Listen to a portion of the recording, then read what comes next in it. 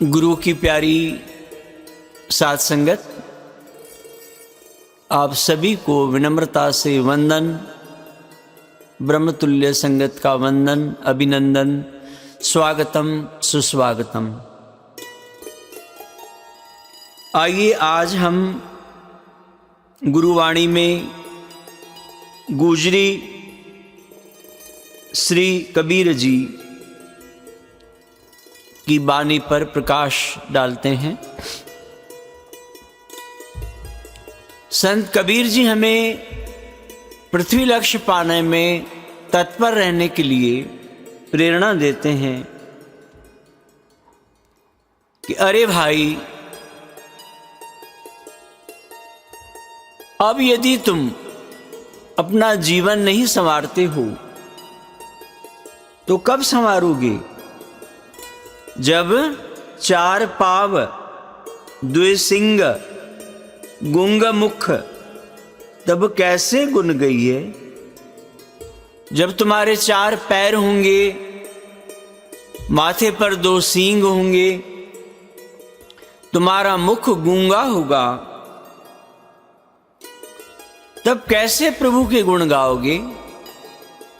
जब तुम वृषभ, बैल के रूप में आ जाओगे, क्या तब गुण गाओगे? उठत बैठत ठेगा परिहै, तब कत मूड लुकइए। जब उठते बैठते तुम्हें सोटा मारा जाएगा, बेंत मारी जाएगी, तब तुम कहां सिर छुपाओगे? अब तो तुम सिर छुपाते फिरते हो। हरि का गुणगान करने में सिर छुपाते फिरते हो, फिर बैल के रूप में तुम सिर कहां छुपाओगे? हरि बिन बैल बिराने हुई है, बिना हरि भजन के तुम्हारी चेतना निम्न रहेगी, बैल की चेतना रहेगी और तुम केवल निखस में बलद अर्थात केवल बैल बनकर रह जाओगे। जिस योनि में फाटे नाकन, तुम्हारे नाक फटे होंगे, टूटे काधन, तुम्हारे कंधों पर घाव होंगे, उन पर हल रखा जाएगा,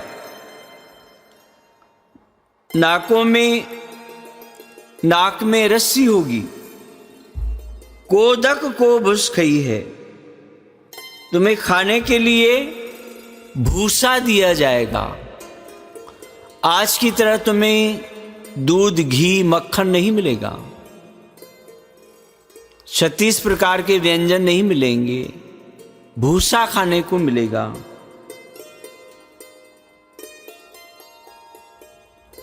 सारो दिन डोलत बन मैया, तुम सारा दिन जंगल में सिर हिलाते हुए डोलते रहोगे, इधर उधर घूमते रहोगे, केवल खाते रहोगे बड़ा शरीर मिलने के कारण, पर अजह न पेट अगई है, पर तो भी तुम्हारा पेट नहीं भरेगा, उदर पूर्णा में ही तुम्हारा समय बीत जाएगा। तो क्या उस अवस्था में तुम हरि गुण गाओगे? जन भगतन को कहो न मानो, कियो अपनो पई है। अरे भाई, तुम प्रभु के प्यारे भक्तों का कहा नहीं मानते हो। देखो, तुम्हें बहुत पछताना पड़ेगा। कियो अपनो पई है, तुम मन का किया करते हो, हरि के भक्तों का कहना नहीं मानते, तुम्हें बहुत पछतावा करना पड़ेगा। दुख सुख करत महा ब्रह्म बूढ़ो, अनिक जोन भरमई है।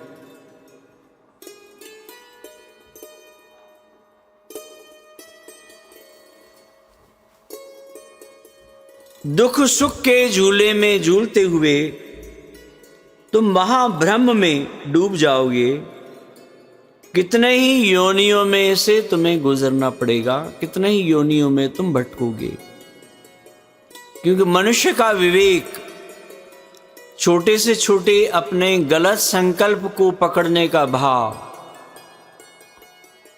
छोटे से छोटे शुभ संकल्प को पकड़ने का भाव, ऐसी विलक्षण बुद्धि फिर तुम्हें कहां मिलेगी। रतन जन्म खोयो प्रभ बिसर्यो, ये अवसर कत पई है। मनुष्य जन्म का रत्न जैसा जन्म यदि तुमने खो दिया, प्रभु को भुला दिया, अपने आत्म स्वरूप को भुला दिया, तो ये अवसर कत पई है। तो ये अवसर शीघ्र मिलने वाला नहीं है। तुम्हें एक बहुत बड़े चक्र से घूमना पड़ेगा। भ्रमत भ्रमत तिलक के कपज, गत बिन रैन बिहई है। जैसे कोल्हू का बैल होता है, तेल निकालने के लिए बैल को कोल्हू के, जिसे बैल कहा जाता है, उसके आंखों पर पट्टी बांधकर गोल गोल घुमाता है और तेल निकलता रहता है। बैल को लगता है कि वो अनंत यात्रा कर रहा है, लेकिन सभी को ज्ञात है कि वह यात्रा जहां से शुरू होती है वहीं पर खत्म होती है। उसमें कोई गति नहीं होती, कोई गति नहीं होती। चलते चलते उसकी जीवन की रात, उम्र की रात बीत जाती है। तो ऐसे ही सांसारिक जो गति है मनुष्य की, चाहे वो कितना ही आगे बढ़े, यदि उसमें लक्ष्य नहीं है, तो उसकी वह सांसारिक दौड़ चूहे जैसी साबित होगी। जैसे चूहा कितना भी तेज दौड़े और प्रथम क्रमांक पाले, तो भी वो चूहा ही रहेगा, वह हाथी नहीं बन जाएगा। तो ऐसे जो लोग केवल सांसारिक विषयों में दौड़ते रहते हैं, उनकी दौड़ कोल्हू के बैल की तरह है, जिसमें कोई गति नहीं, जिसमें लगता है कि बहुत बड़ी यात्रा हो रही है, लेकिन यात्रा शुरू ही नहीं होती। अंत में संत कबीर जी कहते हैं, कहत कबीर राम नाम बिन मूंड धुने पछतई है। संत कबीर जी कहते हैं कि अभी तुम मेरा कहना नहीं मानते, लेकिन बिना राम नाम जपे, बिना गुरु दीक्षा लिए, बिना मन को शुद्ध किए हुए, सभी के लिए मंगल कामना किए बगैर, सभी का भला न चाहकर